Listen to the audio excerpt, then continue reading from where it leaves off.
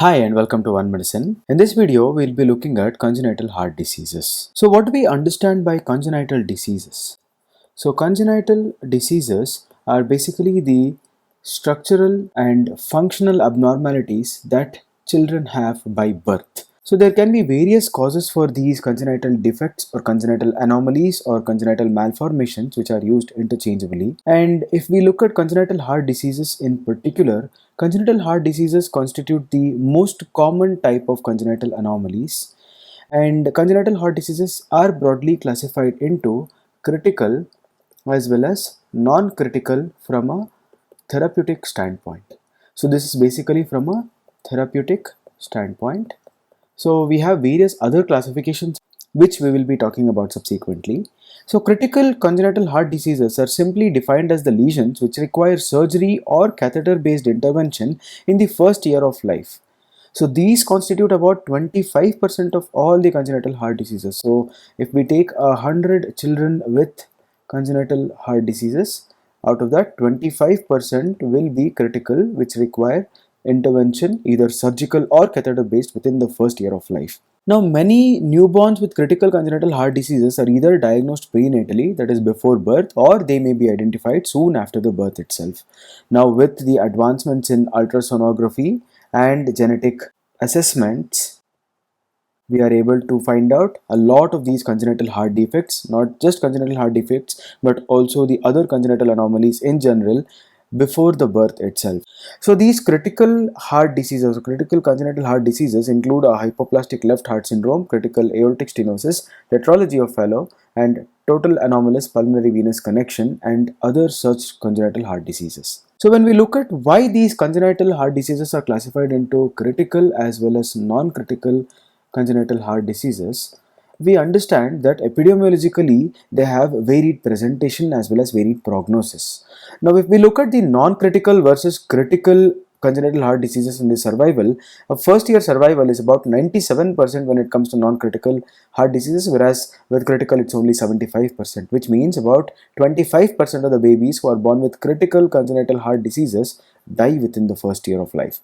When it comes to 18 years, approximately 95% non-critical congenital heart disease children survive, whereas only 69% survive. But if we look at the 35 year, we'll be looking at an 81% survival rate with non-critical, whereas 93% of the children who pass or who survive the infancy, that is 93% of the 75%, actually live beyond 35 years. But these data are only for USA population, and Indian studies are not yet clear on the incidence and prevalence of congenital heart diseases or the outcomes of such congenital heart diseases. Now, if we look at the associations of congenital heart diseases, genetic conditions are associated with congenital heart diseases in approximately 15% of the CHD patients, whereas cognitive or physical disorders are seen in about 20 to 30% of the children. Association increases with the severity of the congenital heart diseases. So now let's look at some of the etiologies of congenital heart diseases.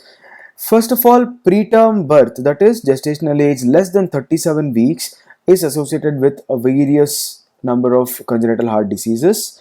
Multifetal pregnancy, on the other hand, is associated with RVOTO, that is right ventricular outflow tract obstructions. So this is RVOTO, and ventricular septal defects and atrial septal defects as well. In utero infections, when it comes to in utero infections, we have to remember these particular set of infections called TORCH, torch infections. Out of that, rubella is one of the most common ones and is implicated in development of patent ductus arteriosus, peripheral pulmonary artery stenosis. Maternal influenza or flu-like illness is associated again with right ventricular outflow tract obstructions. Family history of congenital heart diseases. In general, all the congenital diseases have significant familial associations. A first degree relative with a congenital heart diseases is going to be associated with a higher risk of or higher incidence of congenital heart diseases, whereas second degree relative of with a congenital heart disease is also associated with various congenital heart diseases, but the incidence reduces. So other maternal factors include preeclampsia, which is associated with septal defects. Type 1 diabetes as well as gestational diabetes mellitus is associated with heterotaxy syndrome. This is a condition where different organs grow at different places and the normal anatomy is disrupted. And conotruncal defects are also associated. Atrioventricular septal defects and left ventricular outflow tract obstructions and right ventricular outflow tract obstructions are also associated. Hypertension, on the other hand, is associated with RVOTO, ventricular septal defects and atrial septal defects. Obesity is associated with various congenital heart defects. Thyroid disorders again is associated with various heart defects. Systemic connective tissue diseases with heterotaxy syndrome. Epilepsy and mood disorders in general is associated with various conditions, and certain anti-epileptic drugs are also associated with a lot of congenital heart defects. Age more than 40 years again is associated with atrioventricular septal defects. Alcohol or substance use is associated with RVOTO and ventricular septal defects and ASDs. First trimester cigarette smoking is associated with truncus arteriosus, right ventricular outflow tract obstruction, and secondum ASDs. Remember these words for now. These words will be discussed in depth in the further slides. Assisted reproductive technologies are also associated with various congenital heart defects. Certain maternal medications, as we have mentioned before, is also associated with congenital heart diseases. Increased risk of congenital heart diseases are associated with thalidomide, angiotensin converting enzyme inhibitors, retinoic acid, NSAIDs, phenytoin, and lithium. Lithium in particular is associated with a condition called Epstein's anomaly, which will be discussed in other lectures. Various NSAIDs, non-steroidal anti-inflammatory drugs, are associated with conditions including septal defects and aortic valvular defects. So now, based on the therapeutic standpoint, we have critical as well as non-critical congenital heart defects, but a well accepted and well studied classification for congenital heart defects is seen with symptomatology, that is cyanotic heart disease and acyanotic heart disease. In general, remember, whenever there is a shunting or whenever there is a movement of blood from a right side of the heart to the left side of the heart, we are going to see a lot of deoxygenated blood entering the systemic circulation, correct? So when the deoxygenated blood enters the systemic circulation, we are going to be classically seeing cyanosis in such individuals. Whereas on the other hand, if the shunting is or the blood flow is from left heart to the right heart, it is going to carry only the oxygenated blood, because the blood that passes through the pulmonary circulation is going to be oxygenated, and if it comes to the left heart and then goes into the right heart again because of various defects which we will be discussing further, there is going to be a acyanotic heart disease, which means cyanosis is not going to be the classical presenting symptom in such patients.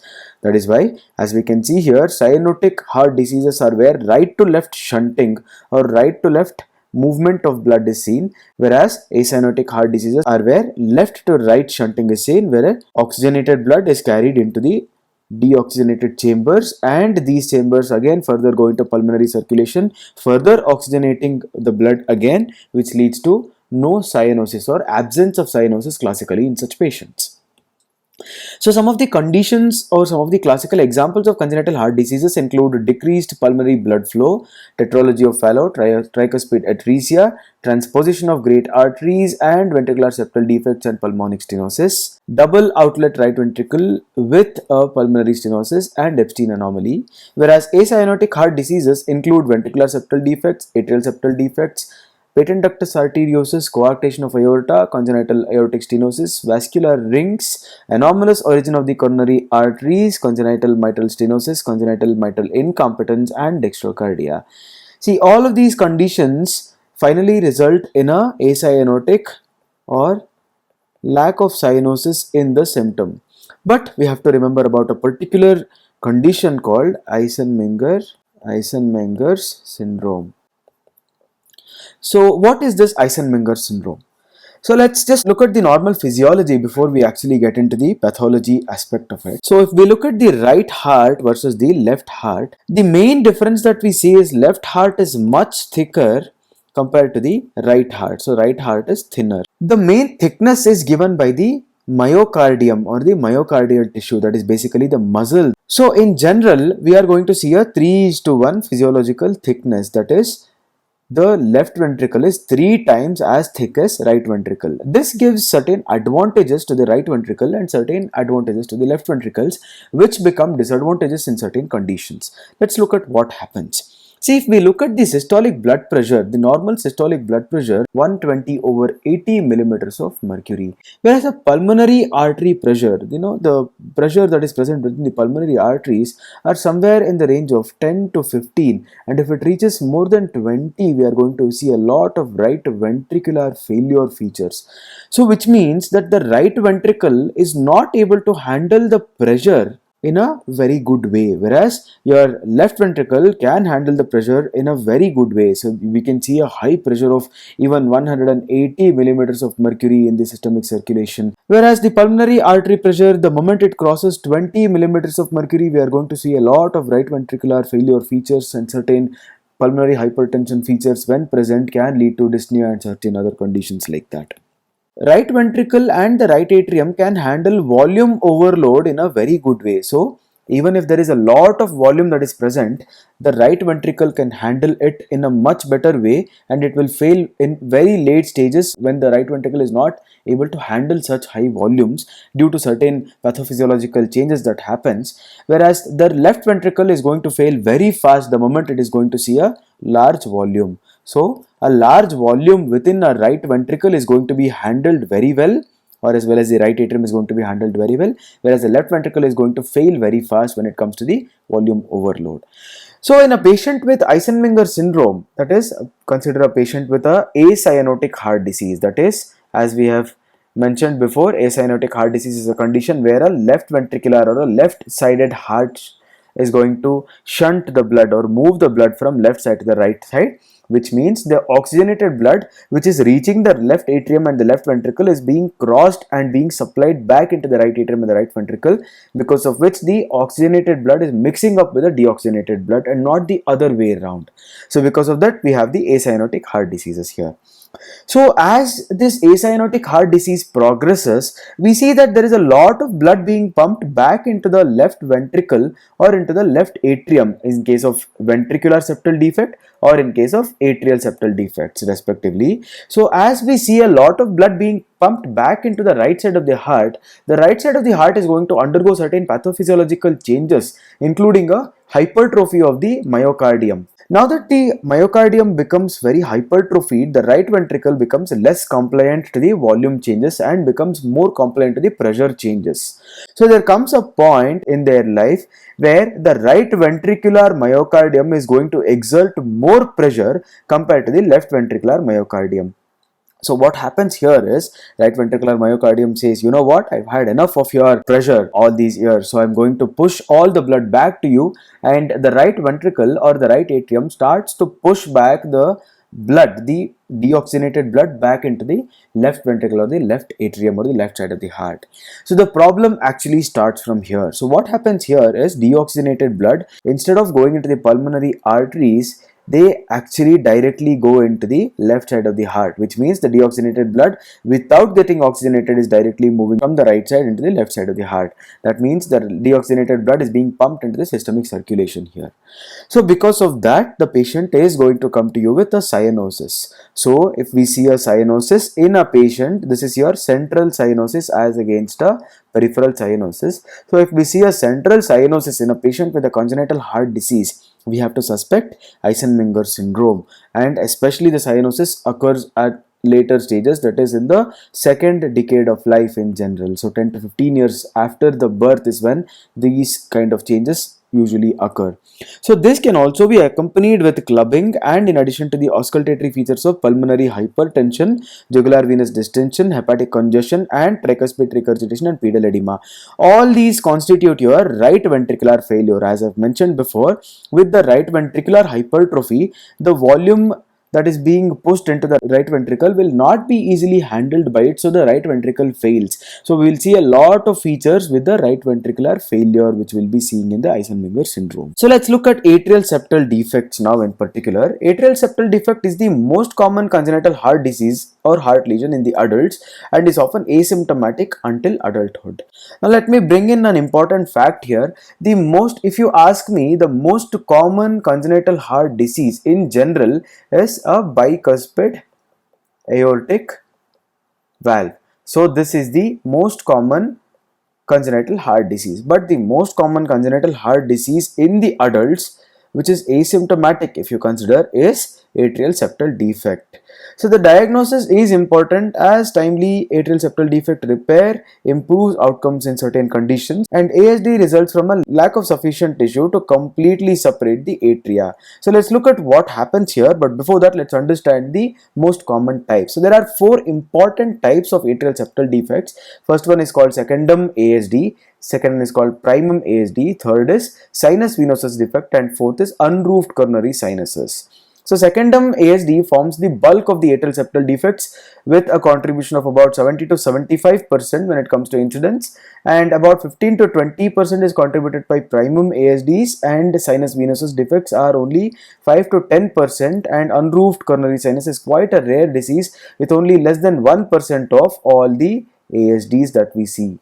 Let's look at the embryology of a heart before we look at the atrial septal defect in particular. As we can see here, at 20 days to 35 days, we'll see a lot of changes in the heart and a lot of new things occur within the heart itself.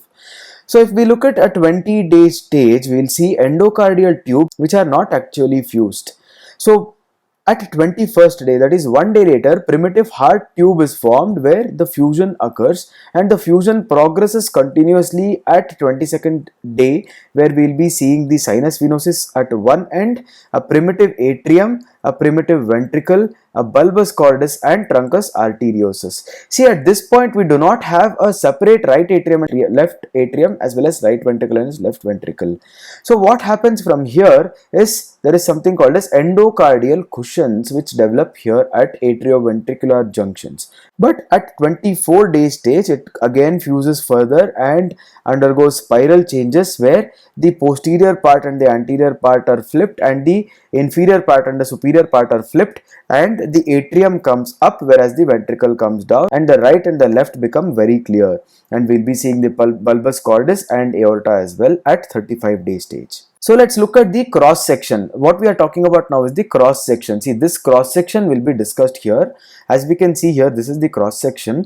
At this stage, this is somewhere around the 22 days or 23 day stage, where we do not have a right atrium and a right ventricle as well as left atrium and left ventricle separate. At this point, we are looking at an endocardial cushion that we see in the center here.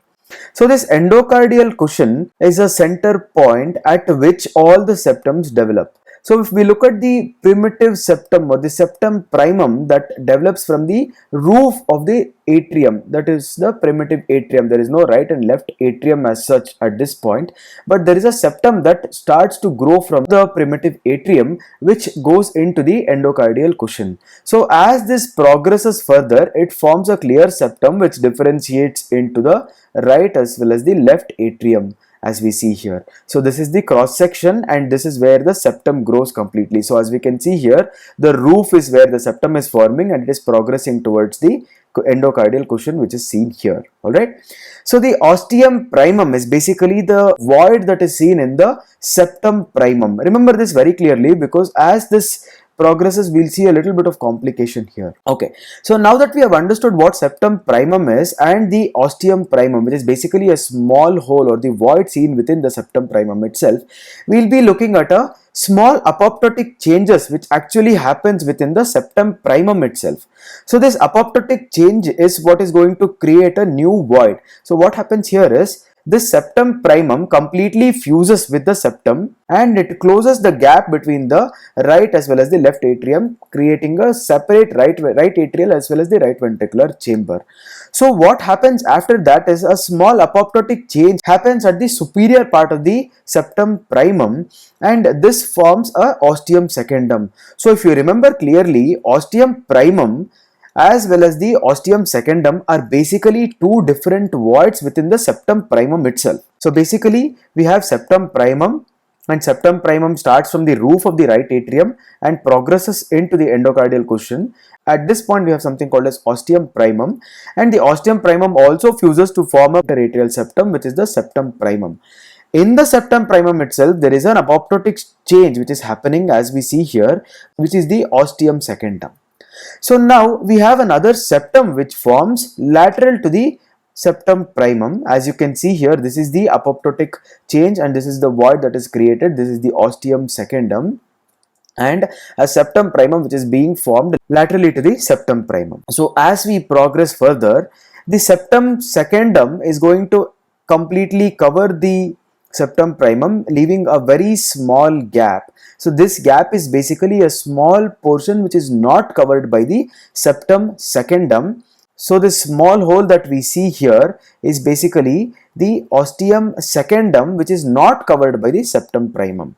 So once the septum primum completely covers, leaving a small hole which is the ostium secundum, we will be seeing a narrow oblique passage. As we can see here, there is a narrow oblique passage as against a straight passage from the right atrium to the left atrium. Why is this happening? Let's understand this from an embryological standpoint.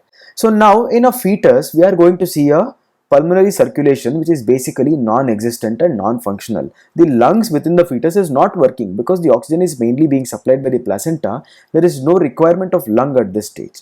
So but when the baby is delivered and as soon as the baby takes first breath, that is going to fill up the pulmonary circulation with blood, correct? And that is going to create certain various pressure differences which will close this valve, which requires a oblique closure. So this oblique pathway forms a flap-like mechanism, and because of the changes within the pulmonary vasculature due to the filling of blood into the pulmonary vasculature, we will see a sudden collapse or sudden compression seen within the oblique path, closing the septal void permanently. So once that is permanently closed, we will see a complete tissue growth and this small indentation within the normal heart called foramen ovale. So foramen ovale is basically a completely closed and occluded ostium secundum in adult life, and this foramen ovale is surrounded by ridge called as fossa ovalis. Okay, so now that we have understood how the fetal heart works, let's look at what all defects that the atrial septum can have.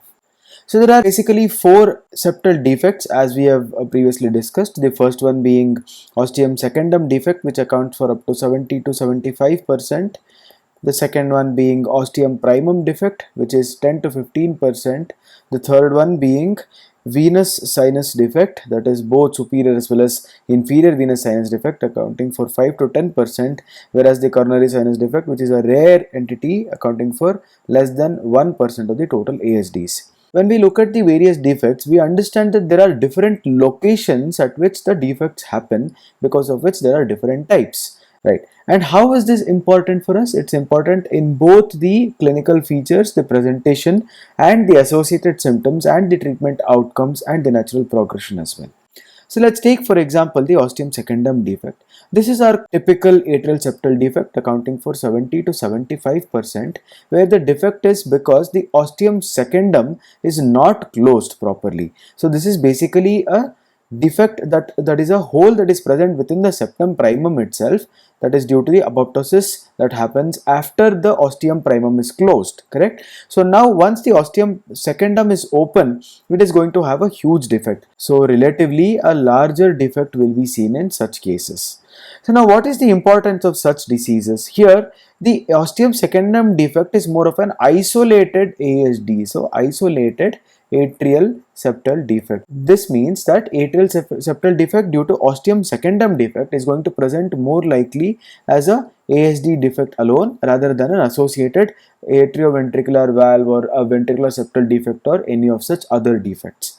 Whereas on the other hand, if we look at the ostium primum defect, this is basically a defect in non-closure of the ostium primum, which is again a problem within the septum primum itself, but this ostium primum occurs before the ostium secundum even opens. So because of that, the ostium primum defect, which is lying very close to the atrioventricular valve, is quite commonly associated with atrioventricular valvular malformations by itself. So these can come with mitral regurgitation and tricuspid regurgitation and certain other valvular regurgitant conditions. So these can be associated with mitral regurgitation and other valvular conditions.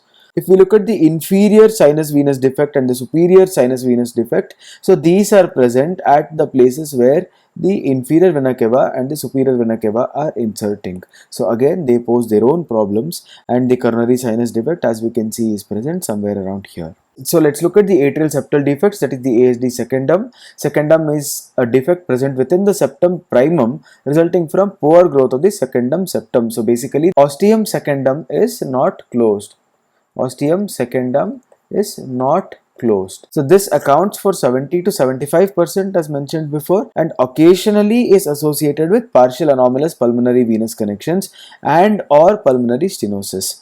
So most of the secundum is an isolated defect as mentioned before. Familial forms can also exist. One important familial form is something called as Holt-Oram syndrome, or also called as hard-hand syndrome, which is associated with a TBX5 gene mutation.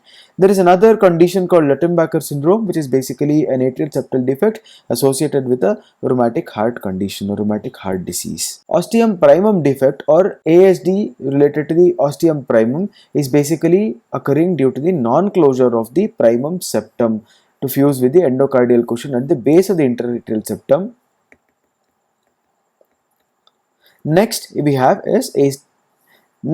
we have is atrial septal defect, which is the primum defect. So the primum defect is basically when there is a defect in the septum secundum caused by the failure of the primum septum to fuse with the endocardial cushions at the base of the interatrial septum.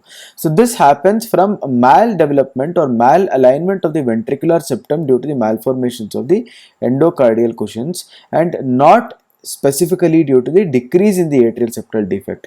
What is happening is the ventricular septum may be malaligned or may be placed a little more inferiorly compared to the normal individuals, because of which there is going to be a septum defect which is present. So almost always it is associated with anomalies of the AV valve as mentioned before, and particularly a cleft in the anterior mitral valve leaflet is the most common association with a primum ASD. So an entity called partial AV septal defect or AVSD exists, where it is a combination of primum ASD defect with a cleft mitral valve and an inlet ventricular septal defect. So now let's look at the hemodynamics of ASDs. So ASD in adults are usually associated with a left to right shunt causing a volume overload within the right heart chambers. So as we can see here, it is still not at a point where it is going to be cyanotic. This is still a acyanotic condition because the oxygenated blood is going back into the right atrium as well as right ventricle.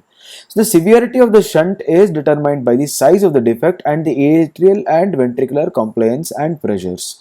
So it is a dynamic mechanism that happens here, and as the disease progresses, there is going to be a ventricular hypertrophy and the compliance of the right ventricular as well as the right atrial chambers diminish by a lot. So when does this left to right shunt happen? So at what stage of cardiac cycle does it happen? It happens mainly in the late ventricular systole and early diastole, with some augmentation that happens within the atrial systole. Atrial septal defects, when the degree of shunting is quite substantial, that is when the atrial septal defect is quite big, it can lead to progressive pulmonary vascular obstructive disease as well as pulmonary hypertension. So this is more commonly seen with sinus venosus defects and primum ASDs. So the Eisenmenger syndrome, as we have mentioned before, is going to happen only at a later stage in life, that is after the 10 to 20 year mark. So does it mean that before that there is no right to left shunt at all? So the answer is no.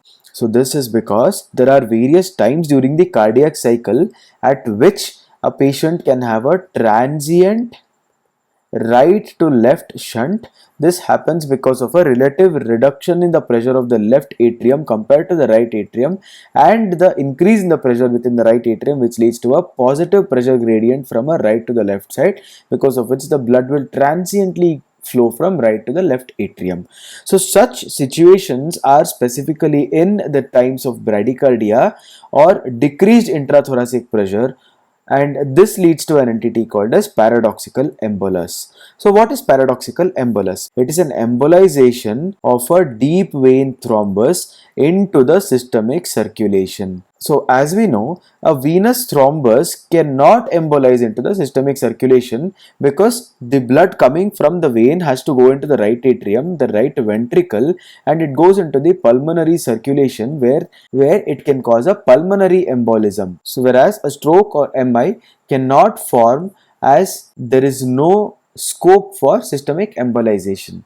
But in a patient with atrial septal defect, this thrombus can get dislodged and move into the left atrium as well as systemic circulation, and this leads to a paradoxical embolus of the venous thrombus entering into the systemic circulation. So this is called a paradoxical embolus. And as the patient's age progresses, there is a substantial left atrial enlargement which will be seen, and especially in patients who are older than 50 years of age and with atrial fibrillation. Let's understand the natural history of atrial septal defects. Here, a spontaneous closure of the atrial septal defect is seen in mostly 40% of the patients of secondum defect alone. Remember that no other defect, that is the primum ASD or sinus venosus or unroofed coronary sinuses, do not close by themselves. So there is no scope for closure of these spontaneously. Whereas in patients with ostium secundum defects with a diameter of less than 8 millimeter, the chances of recovery, that is a spontaneous closure, is very high. So in a patient with less than 8 millimeter, you would want to leave the patient alone for a while to see if there is going to be a spontaneous closure of atrial septal defect. Whereas if the ASD is bigger than 8 millimeter, that may require a surgical or catheter intervention at a later stage when the patient becomes symptomatic. So now let's look at how these patients actually present. So history will definitely have familial history, especially in patients with Holt-Oram syndrome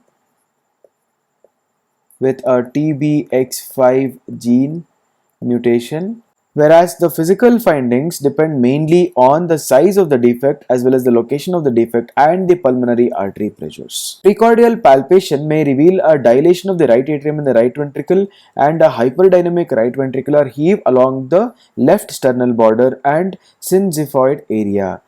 A palpable pulmonary impulse in the left upper sternal border can be seen in pulmonary artery enlargement and pulmonary hypertension.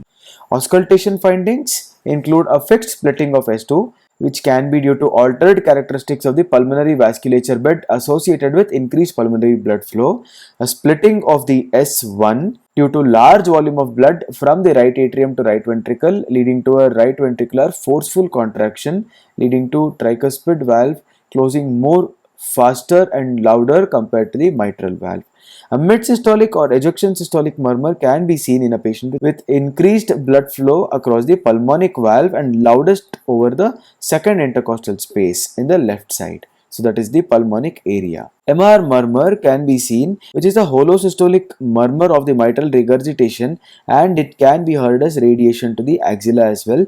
It is specifically present in patients with ostium primum defects, where the patients can have a cleft mitral valve and mitral valve prolapse as well. So the other auscultation findings include diastolic murmur, which is a low pitched murmur due to pulmonary regurgitation, which may result from the dilation of the pulmonary artery.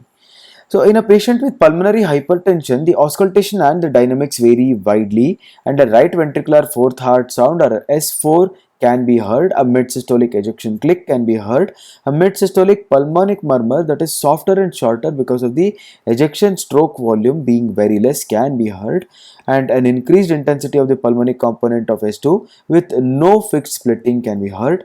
A holosystolic murmur of tricuspid regurgitation may result from right ventricular and right atrial enlargement as well. So what are the complications of ASDs? There are mainly four complications. The first one is atrial arrhythmia. This can happen due to progressive dilation and fibrosis that may occur within the atrial chambers, especially of the right atrium.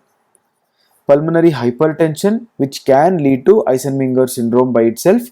Cyanosis can be seen, and a paradoxical embolization, as mentioned before, can be a very common complication within the atrial septal defect, and especially increased in cases with atrial fibrillation, because the chances of formation of a thrombus within the atrium itself increases with atrial fibrillation. So how do we diagnose atrial septal defect? There are certain markers which we see on ECG. Do we diagnose atrial septal defect based on ECG? Definitely not. We may see only a sinus rhythm or sometimes an atrial fibrillation arrhythmia, and P waves may be normal, completely normal, except for patients with sinus venous defects where an ectopic pacemaker can be seen with a different P wave morphology. Chest X-ray may reveal a dilation of the right atrium, right ventricle as well as the pulmonary arteries. Left atrial enlargement can be seen in patients with mitral regurgitation or in patients with chronic atrial fibrillation. 2D echo, both transthoracic as well as transesophageal, are the preferred tests because they not only diagnose atrial septal defect but also give us more information about the dynamics of the ASD, including the ASD size as well, which can help us in prognosticating the atrial septal defect outcomes. Cardiac catheterization is definitely a proven and gold standard way of looking at the ASD diagnostically, but cardiac catheterization is certainly not done in all the patients because of the advancements in the 2D echo, which can yield a lot of information about the ASD itself. Cardiac catheterization is done in patients in whom ASD is suspected, but 2D echo is not conclusive. 2D echo may not be able to give complete information regarding the ASDs. This may happen in patients in whom the ASD is more posteriorly located. So in such patients, what we do is a cardiac catheter is inserted into both the right atrium as well as the left atrium to look at the changes within the oxygen concentration at both left atrium and the right atrium to see if there is any shunting that is happening. So the sampling of the oxygen content can be done at various sites to see if there is any deoxygenated blood being mixed up with the oxygenated blood in the left atrium, or if there is any oxygenated blood which is being mixed up with the right atrial blood, that is the deoxygenated blood. So the treatment options include catheter based procedures and surgical repair, and these are usually preferred in patients with more than 8 mm when it comes to ostium secundum defects, or in patients with sinus venosus defects as well as the primum defect or the unroofed coronary patients.